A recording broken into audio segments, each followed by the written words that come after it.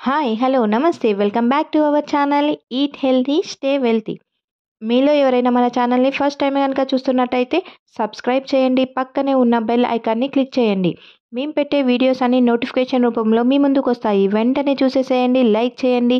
Me friends and family మెంబర్స్‌తో share చేయండి. మీ విలువైన అభిప్రాయాలను కామెంట్ రూపంలో మాకు తెలియచేయండి. ఈరోజు నేను మీ ముందుకి ఉక్కు లాంటి బలాన్నిచ్చే బ్రేక్‌ఫాస్ట్ రెసిపీతో వచ్చేసాను. ఇంట్లో ఇడ్లీ పిండి మిగిలిపోయిందా? అమ్మా, నిన్న ఇడ్లీనే, ఈరోజు ఇడ్లీనే అంటున్నారా మీ పిల్లలు? ఇడ్లీ తినను అని మారం చేసే పిల్లల కోసం మంచి బ్రేక్ఫాస్ట్ రెసిపీ మీకోసం. మరెందుకు ఆలస్యం, చూసేద్దాం రండి ఆ రెసిపీ ఏంటో.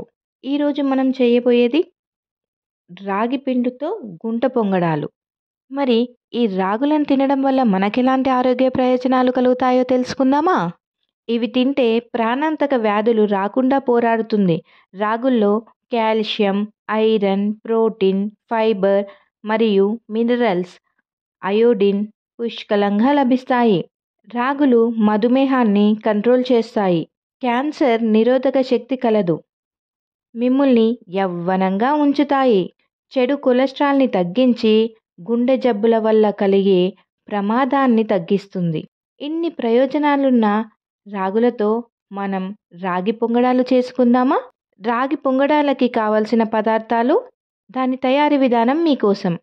కావలసిన పదార్థాలు: ఇడ్లీ పిండి, రాగి పిండి 1 కప్పు, జీలకర్ర 1 table spoon, onion 1, green chillies 2, salt 1/2 table spoon, water తగినన్ని, ఆయిల్,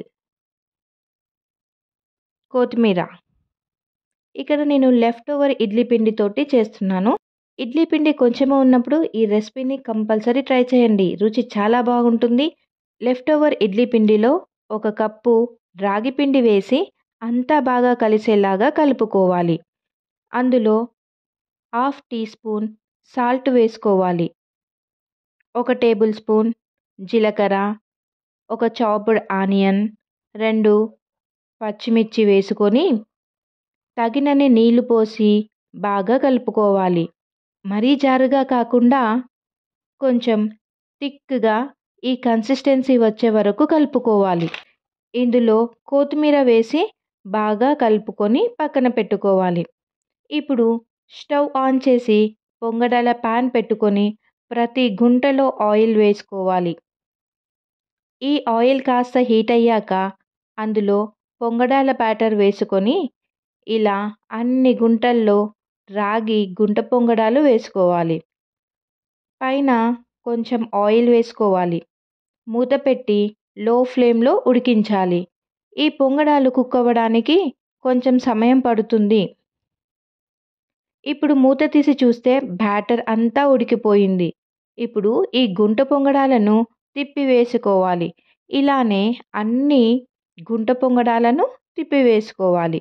ఇక్కడ రాగి పిండి వాడాం కాబట్టి లోపలి వరకు పిండి కుక్ అవ్వడానికి కాస్త సమయం పడుతుంది. ఇప్పుడు తిప్పి వేశాక మూత పెట్టనవసరం లేదు. ఇప్పుడు గుంట పొంగడాలు అన్ని దగ్గరికి వచ్చాయి అంటే ఈ పొంగడాలు బాగా కుక్ అయినట్టే. ఇలానే మిగతా అంత బ్యాటర్ని పొంగడాల్లాగా వేసుకోవాలి. అంతే, ఎంతో బలాన్నిచ్చే, ఎంతో రుచిగా ఉండే రాగి గుంట పొంగడాలు రెడీ. రాగి పిండిని డైరెక్ట్గా ఇష్టపడని వాళ్ళు ఇలా పొంగడాల్లాగా వేసుకొని తినవచ్చు. ఇంటికి అనుకోని అతిథులు వచ్చినప్పుడు, కొంచెమే ఇడ్లీ పిండి ఉన్నప్పుడు ఈ రెసిపీ ఐడియాని ట్రై చేయండి. మీకు కూడా నచ్చిందా ఈ ఐడియా? ఈ రెసిపీ ట్రై చేసి టేస్ట్ ఎలా ఉందో మాకు కామెంట్ రూపంలో తెలియచేయండి.